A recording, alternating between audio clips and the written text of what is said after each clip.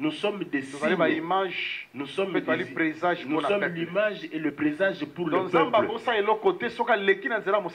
Dieu ne peut rien faire sans passer par les prophètes. Par exemple, je vous donne un exemple.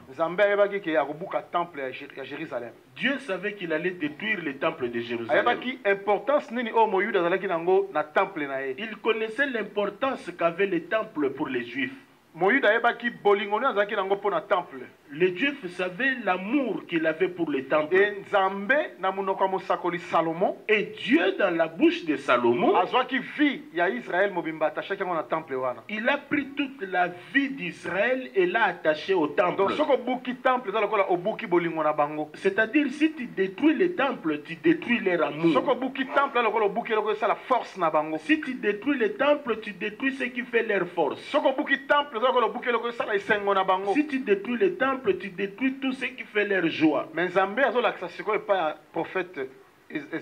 Mais Dieu montre au prophète Ézéchiel, il dit, ta femme va mourir, mais tu ne vas pas lui pleurer.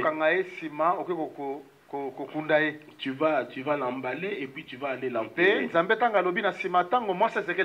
Quelque temps après, la femme d'Ézéchiel était morte. Et Dieu dit à Ézéchiel, prends maintenant la femme, va avec lui. Mais quand Ézéchiel était en train de partir pour enterrer sa femme, le peuple dit à Ézéchiel, il dit, mais tu ne vas rien nous dire.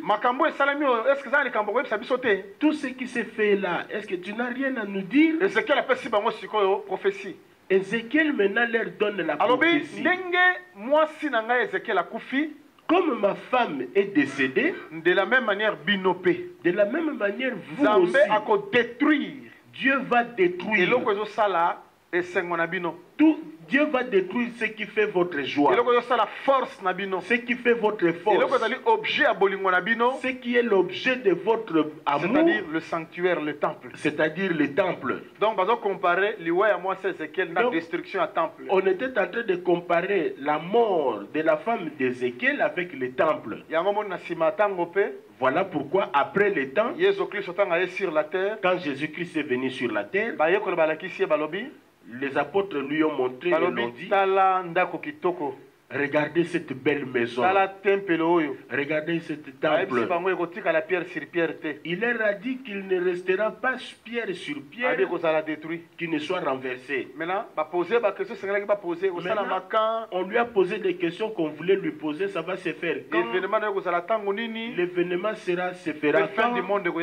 Et la fin du monde viendra quand? Et dans Matthieu 24, il a répondu à tous ces trois questions. Même bien qu'on ne prêche pas là-dessus. Mais nous sommes en train d'en parler pour que tu aies une idée. Maintenant, quand Jésus-Christ est mort, sa mort, cela veut dire détruire le temple. Parce que lui, il gardait la ville et le sanctuaire. Quand on a tué Jésus, cela voulait dire aussi qu'on a détruit aussi le temple. Parce que quand il mourait à la croix, il était comme le temple qui était détruit. Pour ressusciter le troisième jour. Israël, quand il donnait la mort à Jésus, il se détruisait et même aussi parce qu'ils étaient en train de détruire leur temple. Pour que Israël puisse aussi ressusciter 3 jours après, je vais arriver. Parce que Israël aussi attend la résurrection.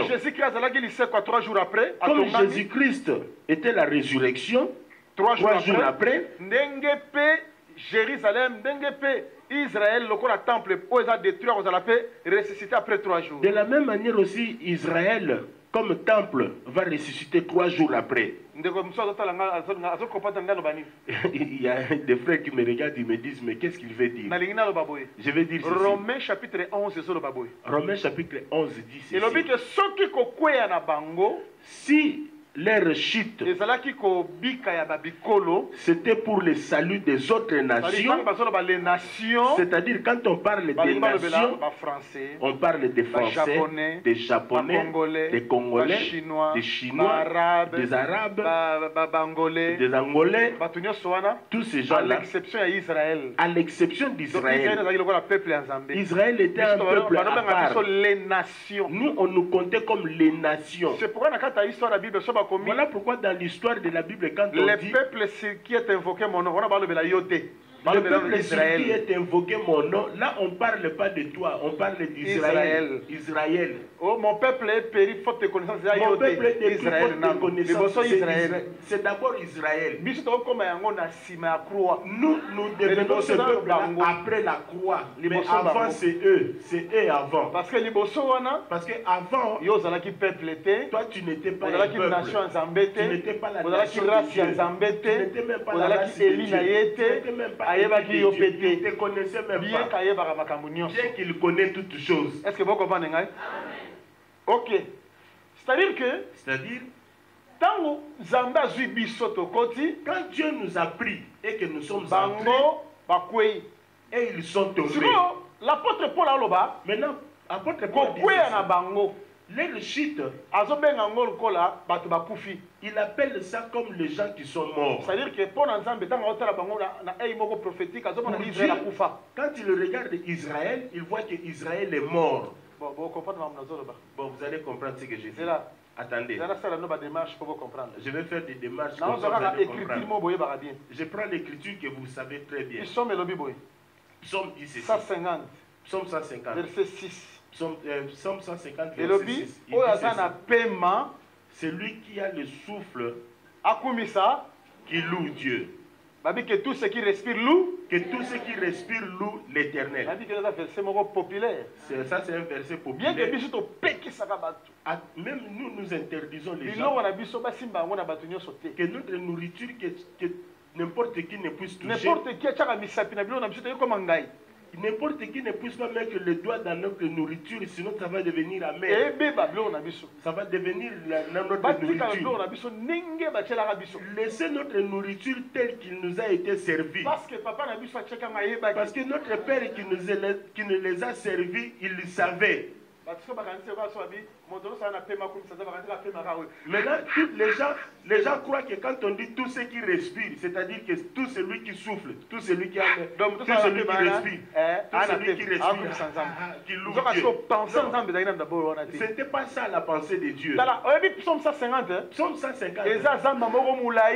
Ça c'est un chant. C'est très profond.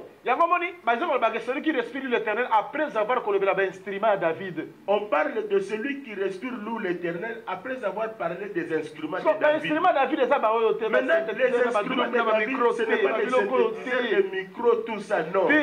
Non. Les instruments de David, c'est tout un enseignement.